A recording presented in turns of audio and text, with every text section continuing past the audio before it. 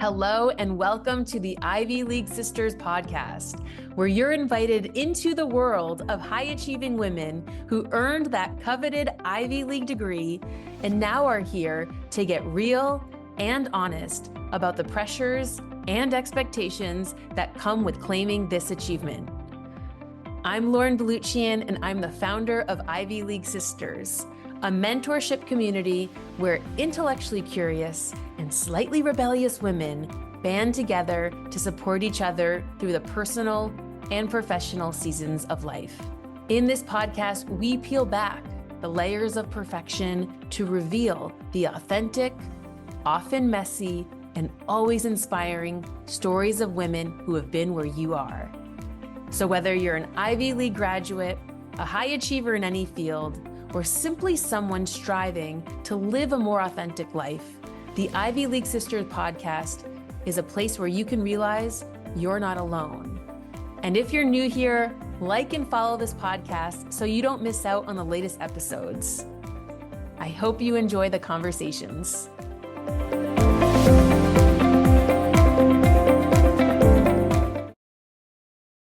So first I wanted to just give a shout out and thanks to LinkedIn, because LinkedIn, where I'm not usually a big fan of technology and it can overwhelm me and it can just get in my head, was how we connected. Mm-hmm. Mm-hmm. And it always shocks me when something like someone leaving a post, a comment on a post, Mm-hmm. kickstarts a conversation, and you just never know how it's going to lead to a connection and a deeper relationship. So first I want to thank you for, I think it was something with the Ivy League Summit. You saw it, you left a post, I clicked on your name, I got intimidated by your profile. I'm like, Princeton and an MBA from Northwestern, Kellogg. I'm like, oh, she's not have no time for us, for this summit. And then we got on a call and I just immediately felt your essence of who you are and your heart. So one thing that's been coming up that I think you will be able to speak into, given your background and your experience. So a couple nights ago, the Ivy League Sisters community came together and we did this Unmasking the High Achiever. And it was all about this all or nothing mindset and this pressure we put on ourselves. And what was coming up were all these shoulds. And I was hearing women say, I should take better care of myself. I should slow down. I should get more organized. I should take a vacation. I should follow and pursue this dream idea that I have, but I don't have time. And as women, we should on ourselves all day long, right? So I know you probably see that in your coaching practice with women, but also maybe rings true for you in your own life. It does. It does. Like, I am so present to the shoulds in my own life now more than ever, especially I think the mindset that I have now as a coach is this beautiful, like, access point to reflecting on your own life. And so I grew up with shoulds all over the place. And I specifically remember a lot of shoulds when I was in those college years.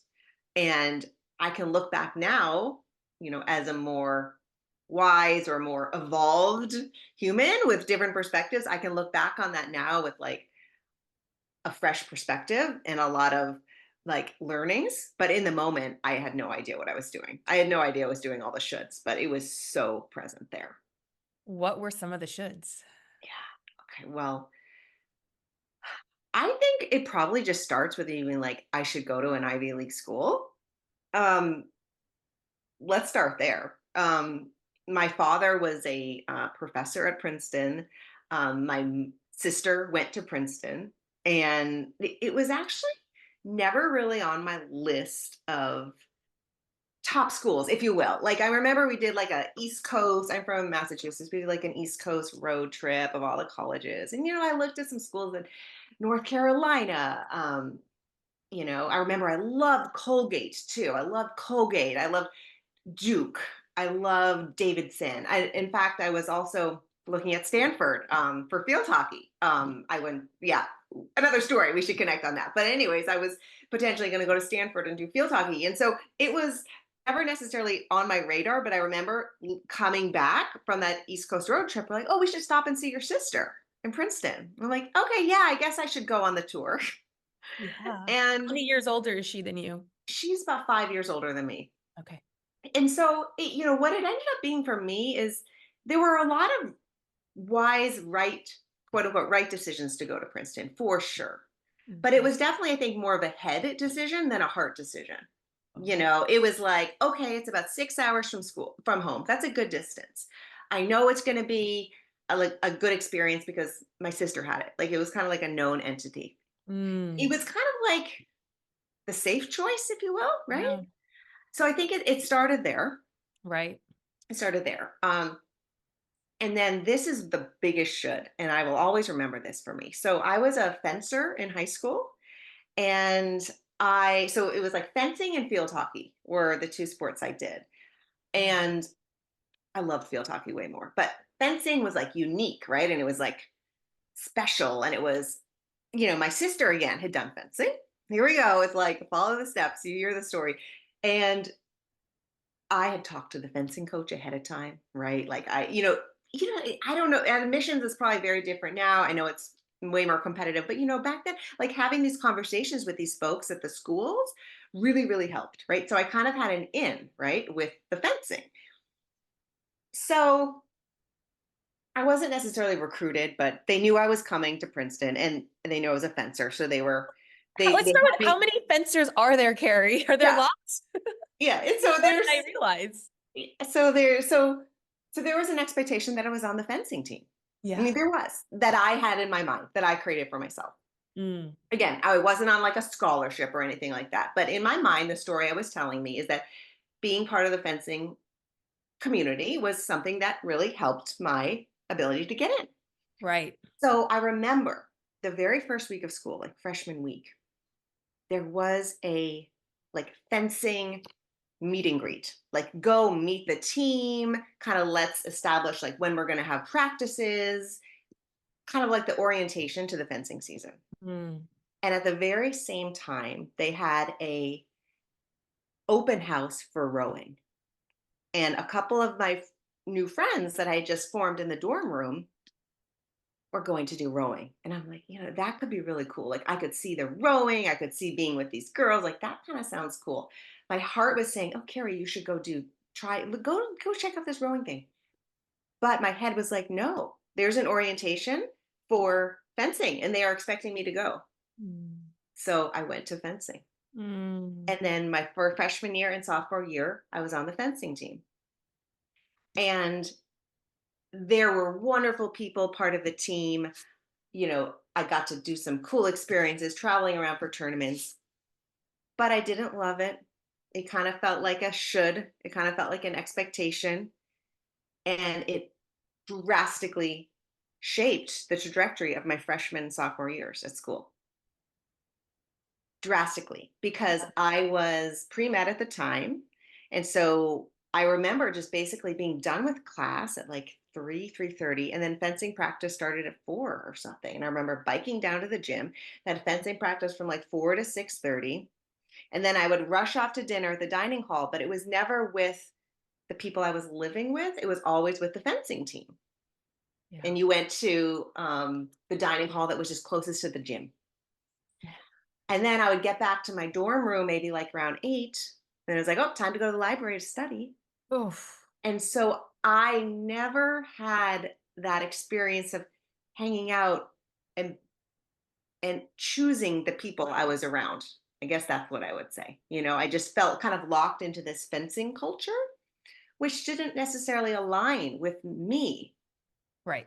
And so here I am, like looking back on it, it's like, oh my gosh, you are in this ah, you are in this space, Carrie, that you don't fully feel authentically you in this space, and you're not getting out. So it was like Mm. that for 2 years. I did not get out for 2 years. Okay, but that begs that there's more to the story because it's 2 years, and Yeah, we two all know years. college is at least four. Yeah, So what yeah. happened? So it was my sophomore year, and I I was getting burned out. I was just not feeling happy. Like I just what you know, I don't know. I was starting to have, like emotional ups and downs. I think the other factor here, I was also in the orchestra, and so that was another added stressor. So, anyways, I don't remember the specific conversations, but I do remember coming to the decision that I was going to take a year off, like a gap year in between sophomore and junior year to quote unquote like find myself or quote unquote like have a new experience or Hmm. kind of reset. That sounds So really nice. It it feels was, like that should be, college should be 5 years. It's like the first two yeah, kind of finding your footing. Middle year is just go get into life and then come back for your junior and yeah, senior. yeah. And and this was a really like I was very blessed. Like this is a very privileged thing to be able to do that. But once that decision was made, and I think my parents were also involved with that decision.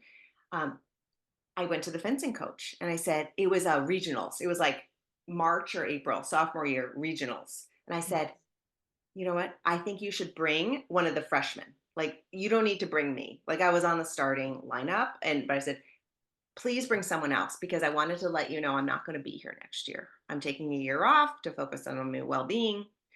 And I just remember being like, feeling so empowered because his reaction was like, "Oh, good for you, Carrie. Like, I'm really glad you're doing that. Like, what are you going to be up to?" So I remember feeling empowered, but I felt relief, Mhm. and that was so pivotal because that was I think the first time in my life where I said, "What do I need and what do I want?" And I broke free. That is big when you feel that sense of relief. That is the moment when you really do know your body is speaking to you and you're trusting something deeper than the mind. Mhm, mhm. And there were no repercussions, right? It like I was almost like I was scared of the shoe dropping or scared of the domino effect. Right. But there wasn't. It just was. It just is. It was just like there and that I had to learn that I think for myself that I can stand into and stand up for what I believe in, what's authentic for me and nothing bad has to happen. I think those that receive us when we're honoring our truth and Mhm.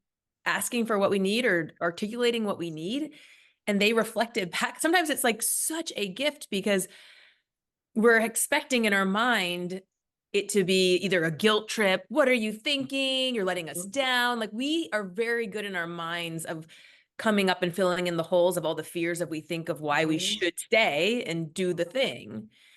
And it's such, I've had that similar feeling when I left my corporate job and I was just expecting it to just be this wave of guilt and finger Mhm. wagging or disappointment. Mhm. And I my boss was like, I'm so proud of you. Mhm. Mhm. And we're Mhm. here for you. If it doesn't work out and what you're doing isn't going to be how you expect, let's continue to talk. I think people appreciate that level of honesty and transparency. Yes, they so do.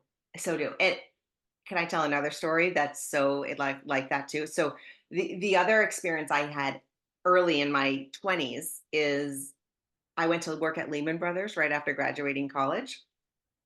Why? Well, because I was an econ major. And why? Because I interned there the summer before and got an offer. Again, what do? You get an econ degree, you intern at the bank in New York City, you go work at the bank. What should I do? That's what I should do. Anyways, I worked with, I was like an analyst, right? And I was paired up with a VP. She and I did not align. Like I didn't understand certain things, and she couldn't understand why I didn't understand things. And anyways, she was intense, really, really intense. When I decided to leave 1 year later, leave Lehman Brothers and move into HR, which was my access point to my true being, I told her, and she started to cry. And she said, I wish I had done the same thing when I was younger, but I didn't. And here I am. And I remember just feeling like this connection to her in the weirdest, strangest ways. Because on the one way, I was like, you've been so mean to me. But on the other hand, I think, wow, she was showing her full self to me in that moment and actually acknowledging that she saw in me what she wished she would have done. I got chills from that. But I think there's a lot of women and men who are wearing these golden handcuffs of have Mhm. committed to, signed up for a certain path that they're really good at or successful at, or it's getting the validation, it's getting the money, it's getting the materialism, and it's Mhm. really hard as you deeper you get into that Mhm. to break free. Yeah. But for her to acknowledge that and share that with you, what a Mhm. gift. So let's shift and hear a bit about, you have, now that you seem to really lean into your heart and through the practice of trusting it, you've done that in your decision to leave corporate. And I have found your work to be so inspiring Mhm. and a voice for so many other women. And I want you to have the floor to just speak into that. Yes. Well, thank you. I mean, I believe that when you become, a mother in particular, when you or become a parent, your life fundamentally shifts. And the way that you did life before is not necessarily the way you're going to do life moving forward. And I had always dreamed about being a stay-at-home parent. And so I followed that dream of leaving corporate to become a stay-at-home parent. I didn't follow the shoulds. Everyone thought, oh, Carrie's going to stay. She's an HR leader. She's going to stay. I followed my dream to be a stay-at-home parent. Mm. I didn't tell many people about that at all. That And dream or that desire. that desire, I think there was some shame in there. There was like, oh, this doesn't line up. Like, Yeah. you should be corporate woman, Carrie. You got the pedigree, right? And so when I was leaving corporate, I really wished I had had a coach to talk to. I mean, I had my husband who was super supportive and great, but ironically, I couldn't really talk to HR because, even though I was in HR. So, in any Right. event, my whole desire to support women and mothers in particular really started from that moment where I was like, I wish I had had a coach. So, I really built my coaching practice from the very beginning around this whole goal of helping high achieving working mothers like myself really find that ideal intersection of parenting, career, and self. And allowing women to have that safe place to show up and come in with all the accolades, all the corporate medals, if you will, and then still have all this stuff that they don't feel good about and all these things that they would need to process and all these fears and all these unspoken feelings. And Right. so that was the birth of my coaching practice to Mhm. provide that space, both one-on-one and in small group coaching. As I got working with more and more women, another passion area that kind of evolved through both my work with them but also my own experience is even one double click from there, and that is working mothers who are navigating career parenting self and are also advocates for their children, and advocates for their children in the special education space in particular. And having navigated that myself, it's very easy to lose grip, if you will, or lose focus on where you're headed because you can get easily like tunnel vision into something, in tunnel vision into advocating, and tunnel vision into, getting the right things for your kids. And that is so wonderful and absolutely needed and to be applauded. And it's so easy to lose yourself in that process. So Mhm. I have this newfound passion of supporting working parents who are advocates so that they can build their own confidence. They can navigate the process with ease. They can take care of themselves in the whole process. So, as they're taking care of themselves, they're advocating more effectively, bringing their best self to their family. That is so needed and not an easy thing to do. Probably feels when you're going through that as a parent, just alone and overwhelming and frustrating. So, having that community and having that safe space to verbalize the frustrations Mhm. is so key, is so important. Yeah. Yeah. I like to say that the coaching work I do is it's a place other than your partner and it's other than HR. Yeah. It's a safe place. It's a sanctuary. It's a place and where you can go to as is. And I find so often with women, just signing up, just saying yes even just one session is already a gift to yourself because it's like the action of actually saying, I am going to step into some space for myself. Do Because you in the absence of that, what do we fill it with? We fill it with all the other things we're doing for other people. Well, that's what I notice so much is women to make that step in deciding I'm going to in quote unquote invest in myself in this sort of way is really an edge that Mm, many don't want to cross over.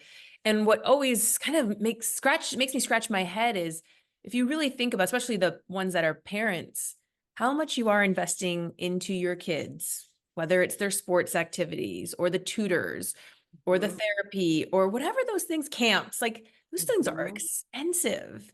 And we're mm. putting all of that there because we're wanting our children to have the best opportunities and better than we had and funneling it.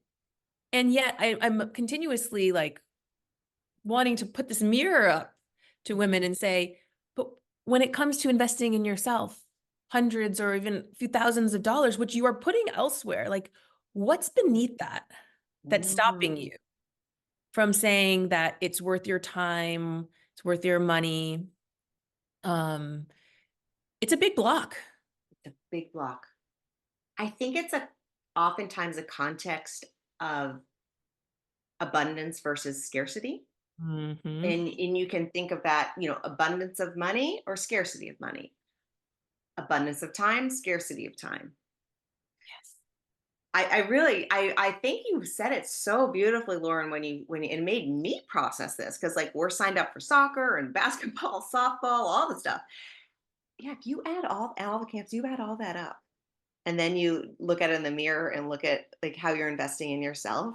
Ooh, that is powerful for all parents to do.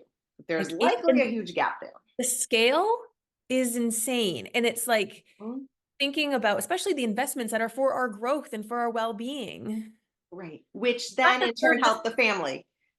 right. Yeah.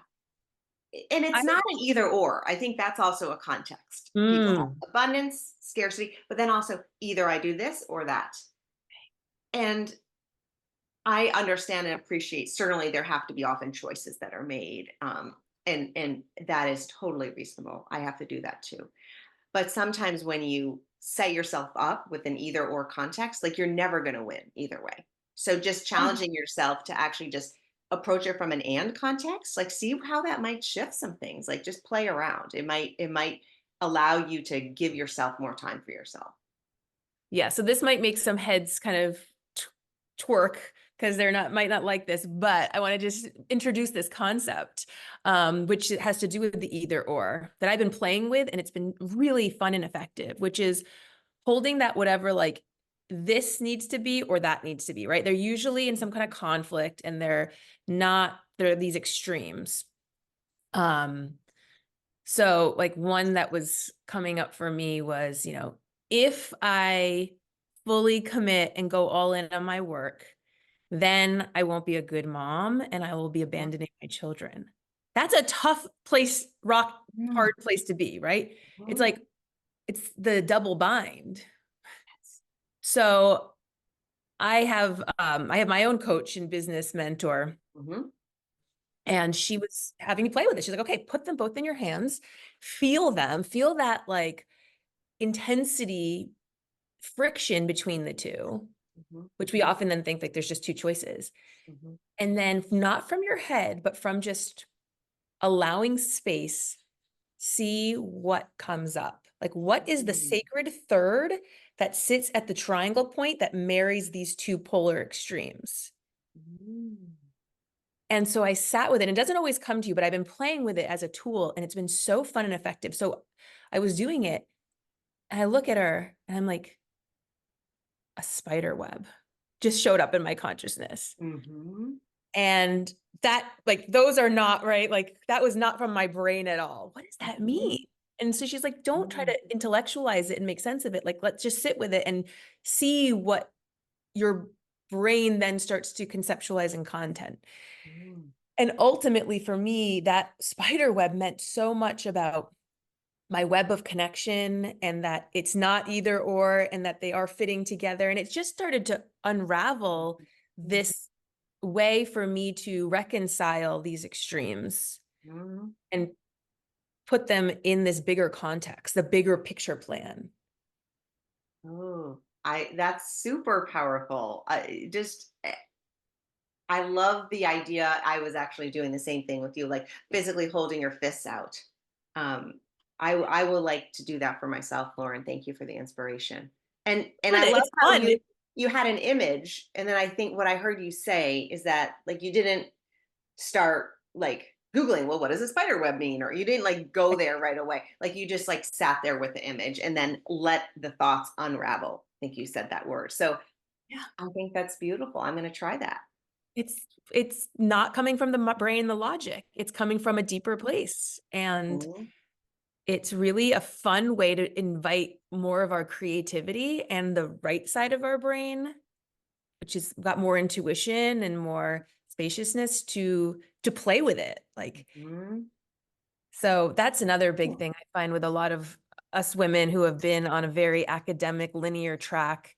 Yeah. We have been so rewarded for our left side of the brain, which is analytical and logical and fact-based. Mhm. And Mhm. how do we find, I believe the world's actually swinging into a more like right-brained way of being because it's just been Mhm. so here for so long, right? Corporate Yes. structure, this is what you do, this is the life you're supposed to live. You go to Mhm. college, then you find your partner, then you start a Mhm. family, then you buy the home, then you save money, then you retire. Like that's the American dream that we've been sold. Mhm. Mhm. And it's, do you Mhm. notice, Carrie, the Oh, disruption that's happening?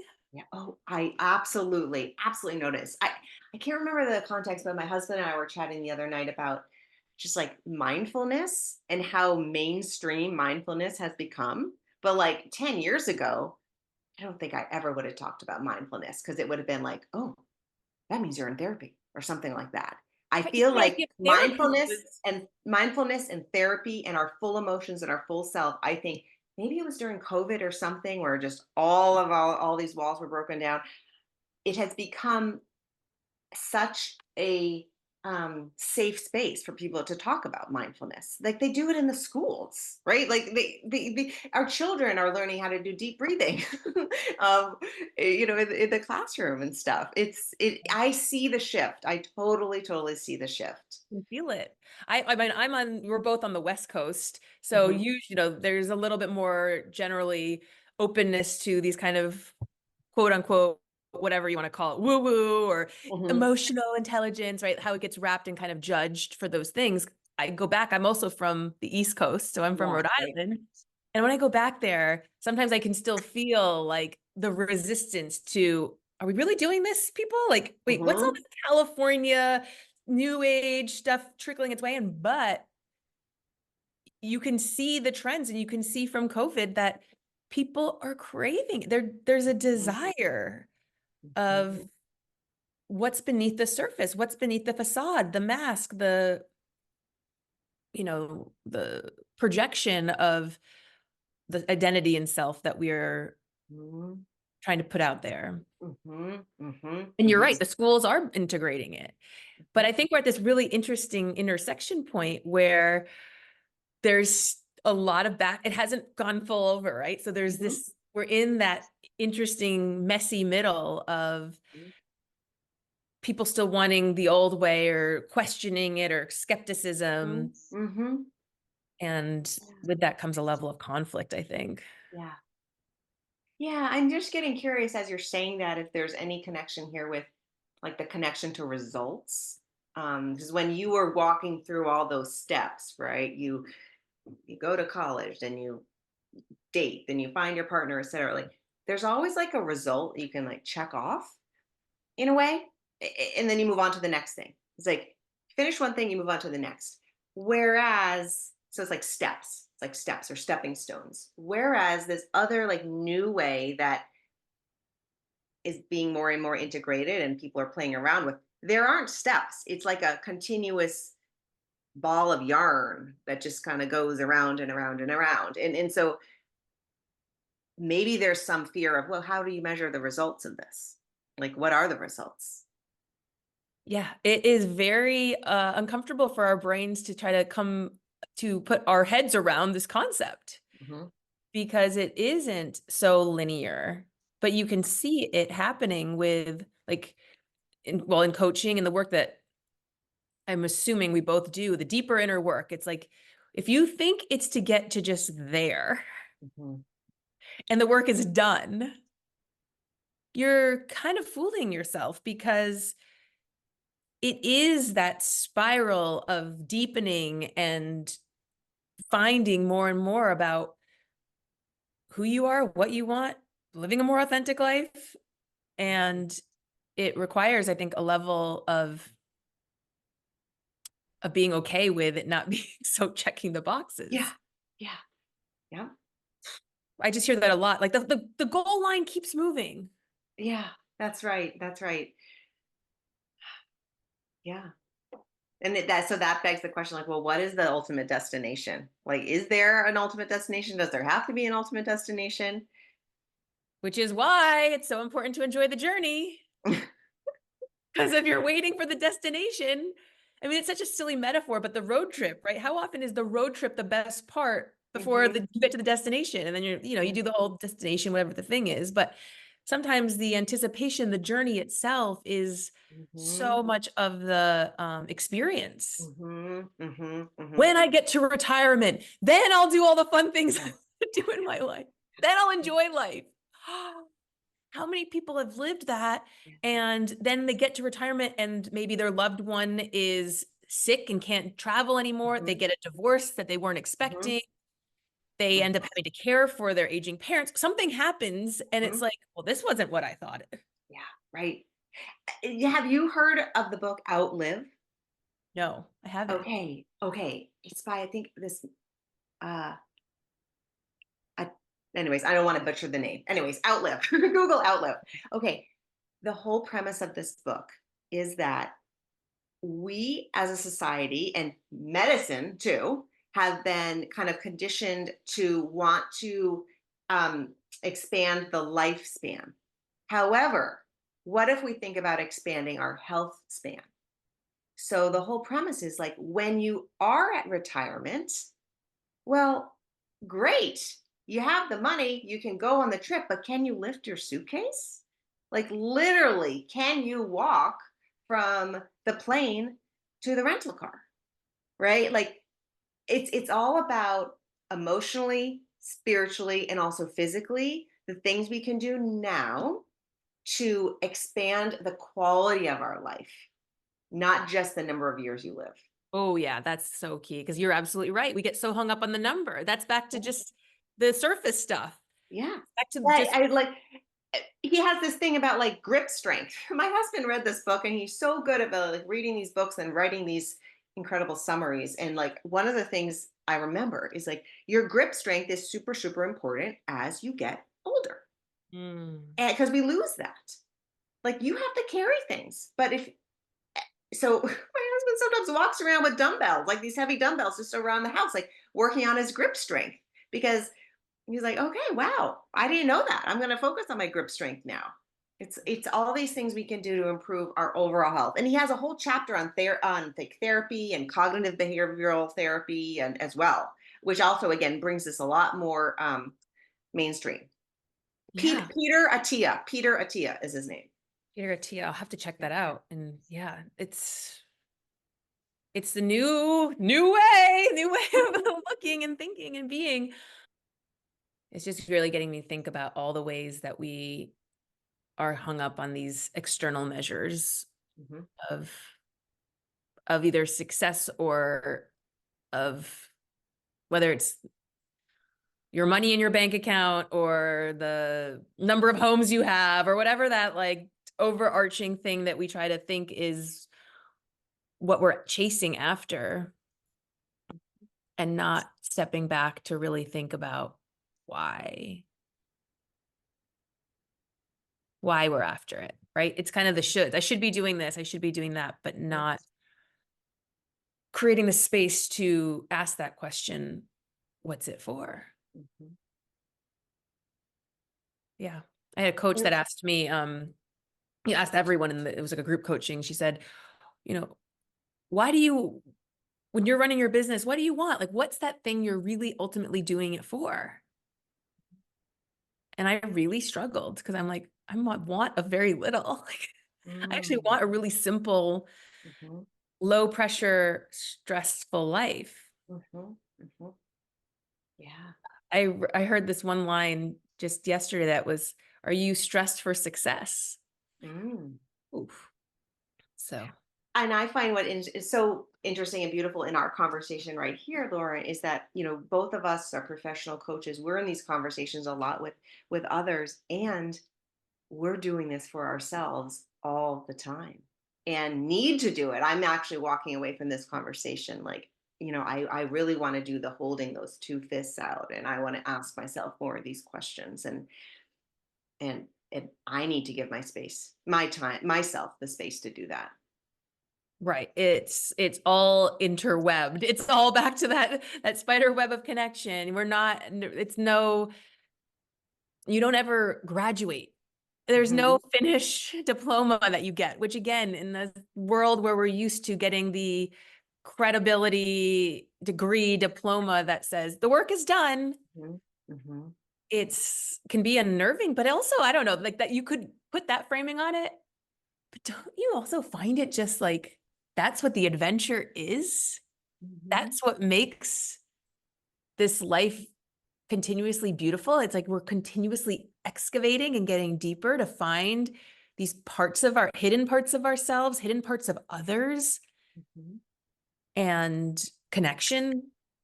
I'm a big Eckhart Tolle fan. I don't know if you listen to Mm. him. He's all Mm. about the power of now. Okay. And it's really about like not getting stuck in the past. The past is done. It's just a projection or the Yeah. future. It's like the future is unknown. So, and how the egoic mind is very, if we're not conscious about it, is living somewhere other than the here and the now. Mhm. Mhm.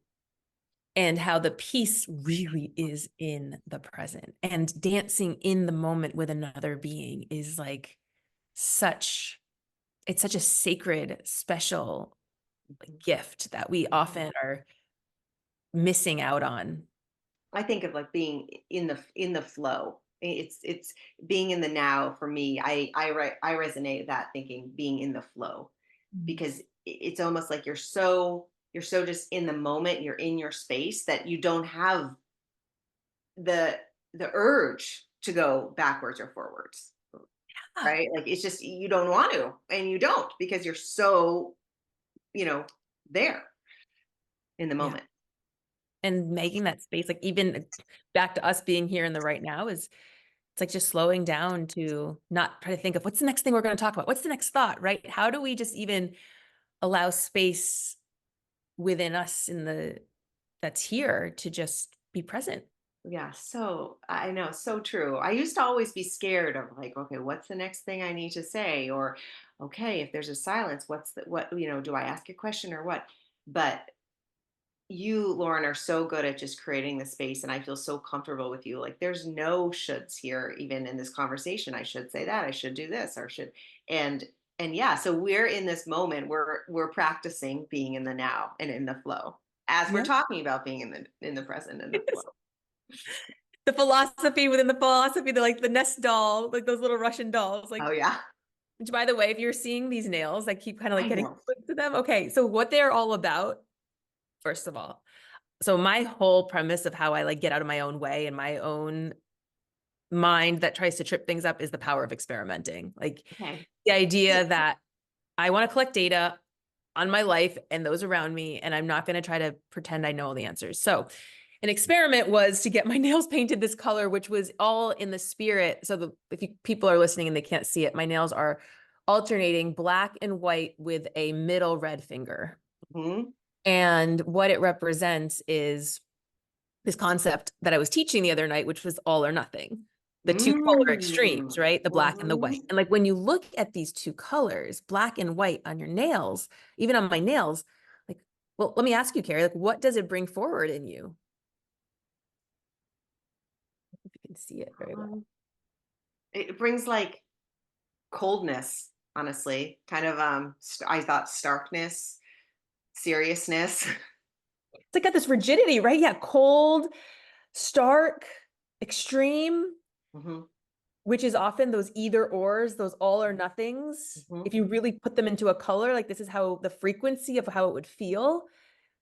And so this whole concept of this sacred third or this marrying things at the top of a triangle is often not what does black and white make, which would be maybe gray. That's what our linear brain Hmm. likes to Hmm. assume. Hmm. It's something so out of the box. It's the red. So I did these nails for that to kind of help me Yeah. ground in and feel that concept. But what's interesting is I'm hating these nails. Every time I look at my hands, I'm like, it's it's reflecting a mirror of rigidity and all of Oh. that. Hmm. Now, again, back to why experimenting is so powerful is you sometimes you think one thing it's going to be, but until you've done it and collected the data, you might be surprised. I was so excited to get these nails done. I was so excited. Hmm. I thought they were going to be such a structure for me to kind of continue to ground it, like Hmm. just be in the red, like find the red. Hmm. And it has not done that. It's been Yeah. like, that's the kind of stuff that we learn about ourselves. I'm like, oh, and a huge value of mine is warmth. Hmm. And those warm colors, Yeah. little did I know that having that probably on my hands is going to make me feel that Hmm. sense of warmth. Yeah. Well, all the colors here, in your Ivy League sisters, are very inviting and warm and comforting and homey and pure. And yeah, So this is versus like, like when you held those up, and even your shirt, right? Nothing, it does not match. Nothing matches.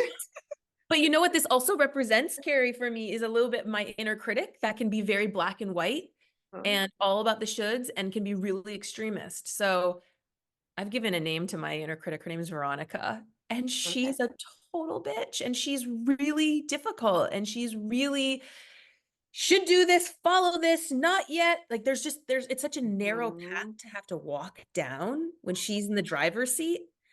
Yeah. The lane is tight and I've got to have my hands gripped on the wheel. Your what you say inner critic, what I reference and connect with is my survival mechanism, Mhm. which is like my automatic ways of being, is not a bad thing because it gets stuff done and it gets you far in life, but it's not you showing up from your full essence, your full um, exercise self. And so Yeah. this was part of my coach training and certification program. But like one of the names for my survival mechanism, it's like martyr, mother, superwoman, where it's like, as the superwoman, like, yeah, I get stuff done. Like, we're going to the pool. That bag is packed. Like, all this stuff. Like, there is success that comes from this. But then Yep. there's also the, why am I having to do all this? Like, gosh, Mhm. why am I, it's this, it's that person. And that's when that survival mechanism shows up. I'm like, oh, there she goes again. She's showing up. Like, I can step back. This is not, I don't have to be showing up in my life right now coming from this place. Yeah, right. Because with all those qualities, there's some good qualities, but there's the shadow qualities. Exactly. Like, perfectly said. Yeah. Yeah. Well, this has been so fun. Thank you so much for making the space and the time and sharing and exploring. We close these with a little lightning round of 3 questions Okay. and practicing authenticity and vulnerability as much as you can to not edit, but just trust what's coming from your heart speaking it. So, first one is imposter syndrome, perfectionism, and people pleasing. Which is the one that's the biggest thorn on your rose bush? People pleasing. What's a lie that you still tell yourself? Okay, this is what comes to my mind. That I can only feel calm when the kitchen floors are clean. That's It's so great. That's funny. such a Like, I don't get it. I cannot stand if I have a speck of crumbs on the floor in the kitchen. However, you look at my car, there is crap everywhere. Like, it's so weird. Something to get curious about.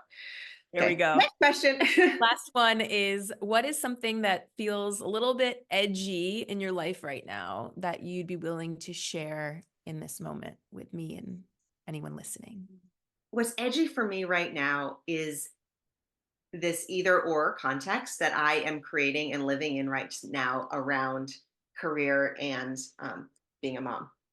That is Mm, edgy for me. And I'm trying to navigate what that center point is.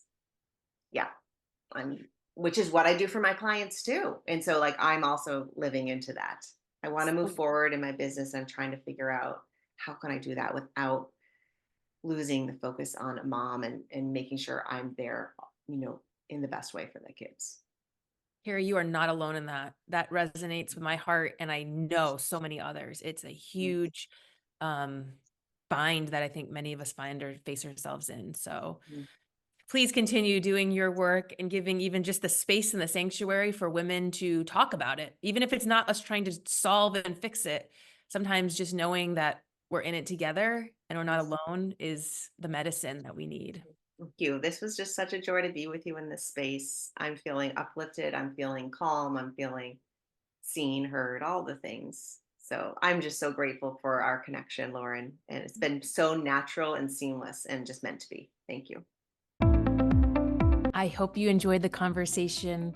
If you'd like to be in contact with our community, you can find us on Instagram and LinkedIn at Ivy League Sisters, or visit our website at ivyleaguesisters.com.